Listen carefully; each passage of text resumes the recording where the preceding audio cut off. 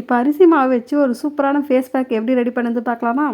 First வந்து நான் அரிசி மாவு வந்து 2 டேபிள் ஸ்பூன் அளவுக்கு வந்து ஆட் பண்ணுறேன். அரிசி மாவை நம்ம முகத்தில் யூஸ் பண்ணும்போது சன்டேனை ரெடியூஸ் பண்ணோம், ஸ்கின் ஏஜிங்கை கண்ட்ரோல் பண்ணோம், நம்ம முகத்தில் இருக்கிற டெட் ஸ்கின்ஸில் ரெடியூஸ் பண்ணி நம்ம ஸ்கின்னை நல்லா பிரைட்டாக க்ளோயிங்காக வச்சுருக்கோம், நம்ம முகத்தில் இருக்க பிக்மெண்டேஷனை ரெடியூஸ் பண்ணோம்.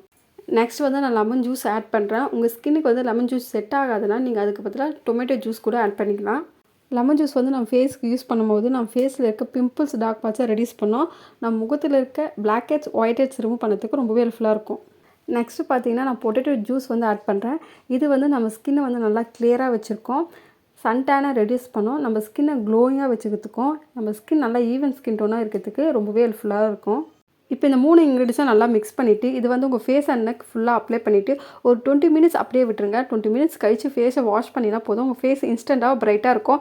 இந்த ஃபேஸ் பேக்கை நீங்கள் வீக்லி 3 டைம்ஸ் மட்டும் யூஸ் பண்ணால் போதும், உங்கள் ஸ்கின் நல்லா கிளியராக ஈவன் ஸ்கின் டோனாகவும் பிரைட்டாக க்ளோயிங்காக இருக்கும். இந்த வீடியோ பிடிச்சிருந்தா மறக்காமல் என் சேனலை சப்ஸ்கிரைப் பண்ணுங்கள்.